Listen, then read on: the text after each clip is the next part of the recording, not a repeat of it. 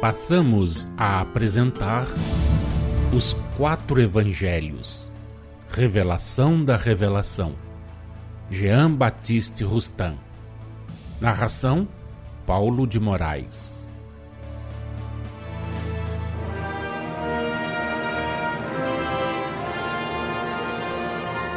No versículo 22 do capítulo 4 do Evangelho de Jesus segundo João, pode-se ler estas palavras do Mestre Divino quando falava à samaritana junto ao poço de Jacó. Vós adorais o que não conheceis, nós adoramos o que conhecemos, porque a salvação vem dos judeus. De acordo com o pensamento do Mestre, estas palavras tinham um sentido especial com relação à samaritana e se aplicavam àquela época. Mas, ainda de acordo com o seu pensamento, tinham um sentido geral como ensinamento dado aos homens e se estendiam ao futuro. A última frase, porque a salvação vem dos judeus, leva à compreensão delas, segundo o Espírito que vivifica, desse duplo ponto de vista. Proferindo a frase citada, Jesus aludia às encarnações de Messias de ordem inferior relativamente a ele, que se verificaram de contínuo na nação judia, a fim de manter puro o pensamento de Deus e preparar o advento do Verbo. Quanto à samaritana e a todos os homens entre os quais o pensamento puro de Deus se alterara por efeito de erros grosseiros ou de culto idolátrico, esses todos adoravam o que não conheciam, porque entre eles o pensamento de Deus não se conservara puro. Nós, porém, os judeus, adoramos o que conhecemos. Por isso que entre os filhos da Judeia, os profetas mantiveram puro o pensamento de Deus. Essas palavras de Jesus se dirigem ainda hoje a todos os que, depois da sua missão terrena, se afastaram da ideia pura de Deus, conservada pelos profetas entre os judeus, e multiplicaram a divindade, o Pai, o Deus uno, indivisível, tentando encerrar na unidade a pluralidade. Elas se aplicam à Igreja Romana como a todas as seitas cristãs dissidentes, que por meio do dogma humano das 3 pessoas adoram não somente o Pai, mas também o Filho e o Espírito Santo, não obstante haver Jesus, como o haviam feito Moisés e os profetas, proclamado a unidade e a indivisibilidade do Deus de Israel quando disse, dirigindo-se ao Pai: a vida eterna consiste em te conhecer a ti, que és o único Deus verdadeiro, e em conhecer a Jesus Cristo que tu enviaste.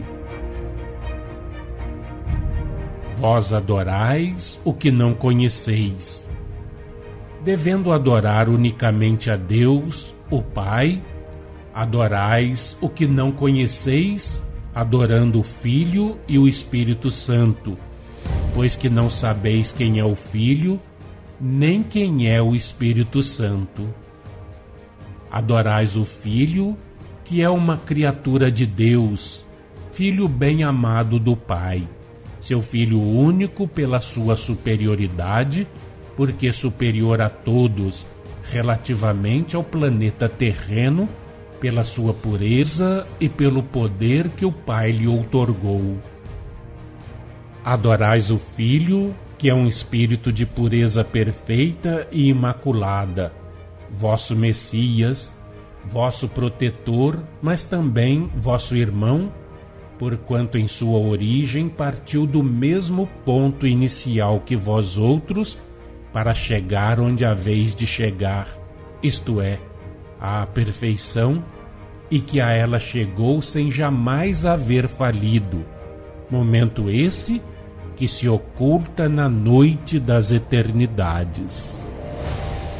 Adorais o Espírito Santo como se fora uma individualidade, quando essa expressão figurada designa um conjunto de criaturas de Deus, nas quais a vontade divina se reflete, o conjunto dos Espíritos do Senhor, dos puros Espíritos, dos Espíritos superiores e dos bons Espíritos, encarregados de executar as vontades do Pai, de transmitir até vós, mesmo até mais abaixo, aos planetas inferiores ao vosso, a inspiração divina, compreendendo-se também naquela designação simbólica os Messias, os protetores e governadores de planetas como Jesus, primeiros ministros do Pai, e todos os outros enviados ou missionários,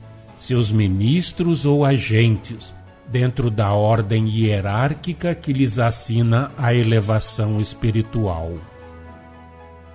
A Igreja Romana não relegou para segundo plano o Pai, fazendo do Filho o objeto exclusivo de seu culto de adoração?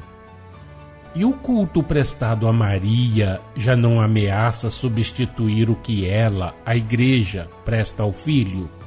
Mas virá o tempo, e já veio, em que os verdadeiros adoradores adorarão o Pai em espírito e verdade. Esses são os adoradores que o Pai quer. Estas foram palavras de atualidade para aquela época e palavras ditas para o futuro.